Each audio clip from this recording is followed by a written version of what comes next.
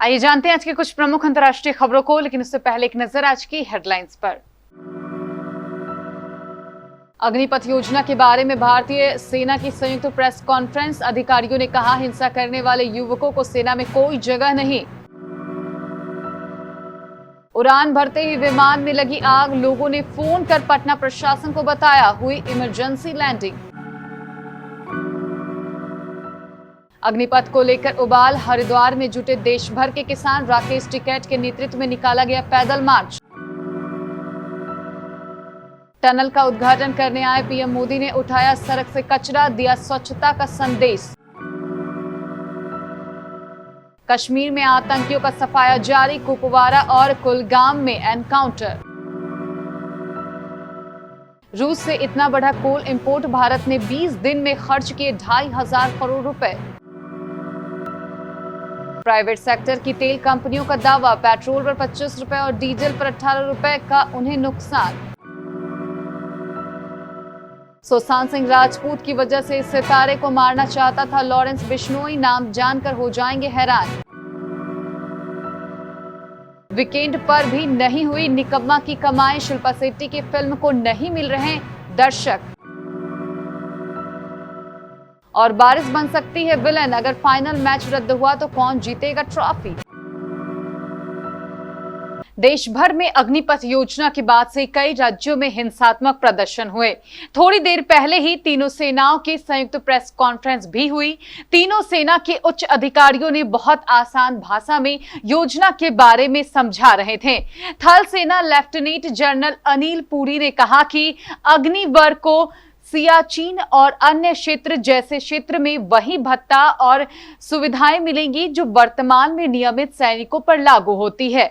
सेवा शर्तों में उनके साथ कोई भेदभाव नहीं होगा। प्रेस कॉन्फ्रेंस में थल सेना की ओर से लेफ्टिनेंट जनरल बंसी पुनप्पा, नौसेना की तरफ से वॉइस एडमिरल दिनेश त्रिपाठी और एयरफोर्स की तरफ से एयर मार्शल सूरज झा मौजूद रहे।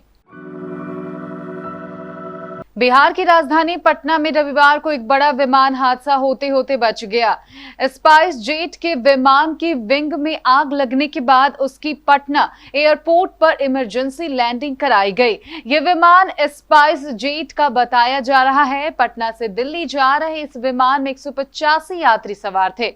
विमान में सवार सभी यात्री सुरक्षित बताए जा रहे हैं। जानकारी के मुताबिक स्पाइस जेट के इस विमान ने दिन में 12:10 पर पटना के जयप्रकाश इंटरनेशनल एयरपोर्ट से उड़ान भरी थी। उड़ान भरने के कुछ ही देर बाद विमान के एक पंखे में आग लग गई। आसमान में उड़ान भरते विमान के पंखे से आग निकल रही थी। भारतीय किसान यूनियन के राष्ट्रीय प्रवक्ता राकेश टिकैत के नेतृत्व में देश भर से आए किसानों ने केंद्र सरकार की अग्निपथ योजना के विरोध में पैदल मार्च निकाला।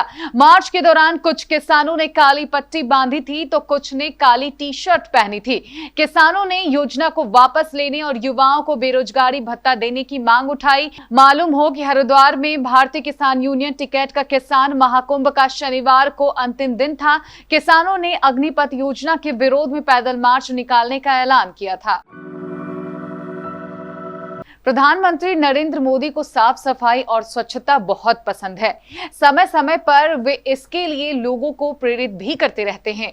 रविवार को नई दिल्ली में प्रगति मैदान एकीकृत ट्रांजिट कॉरिडोर प्रोजेक्ट की मुख्य सुरंग और 5 अंडरपास का उद्घाटन करते वक्त भी उन्होंने स्वच्छता का संदेश दिया। उद्घाटन से पहले पीएम मोदी इसी टनल से कार्यक्रम स्थल तक पहुंच गए। खुली जीप से बाहर निकलकर पैदल चलने लगे। इसी दौरान उन्हें सड़क के किनारे कचरा दिखा तो उसे खुद ही उठा लिया और डस्टबिन में डाल दिया। जम्मू कश्मीर के कुलगाम के डीएचपुरा इलाके में आतंकवादियों के साथ सुरक्षा बलों की मुठभेड़ जारी है। जम्मू कश्मीर पुलिस ने बताया कि पुलिस और सेना संयुक्त रूप से ऑपरेशन में लगे हैं।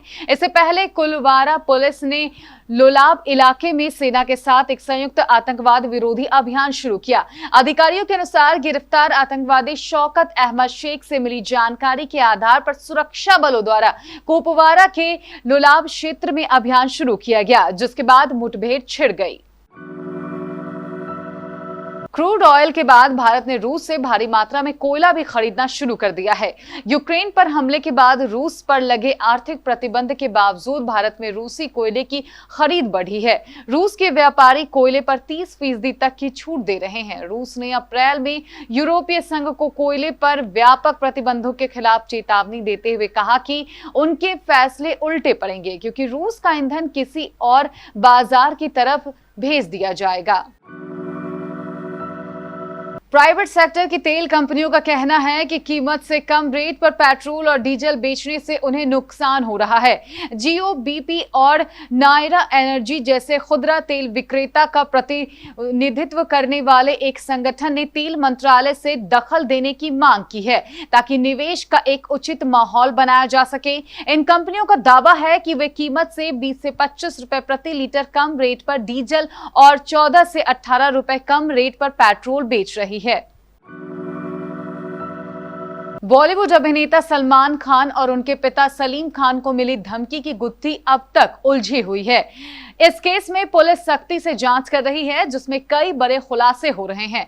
हाल ही में एक मीडिया रिपोर्ट सामने आई, जिसमें खुलासा हुआ कि सिद्धू मूसेवाला को मारने वाले बिश्नोई गैंग के निशाने पर फिल्म मेकर करण जौहर भी थे।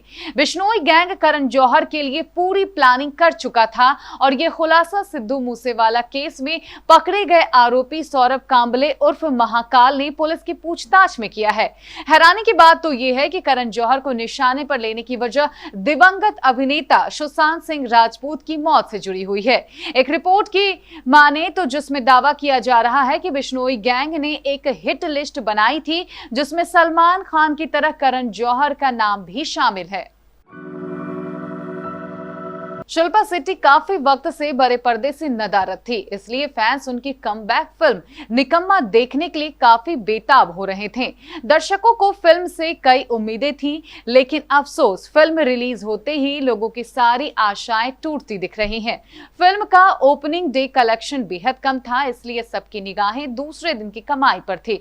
शिल्पा शेट्टी, अभिमन्यु दशानी और शर्ली सेतिया स्टारर फिल्म का बॉक्स ऑफिस पर बुरा हाल दिखाई दे रहा है। पहले दिन फिल्म ने महज 51 लाख रुपए का कारोबार किया था। शिल्पा की फिल्म के लिए दूसरा दिन काफी अहम था, लेकिन कमाई के नजरिए से शनिवार भी निकम्मा के लिए बेहद खराब गया है।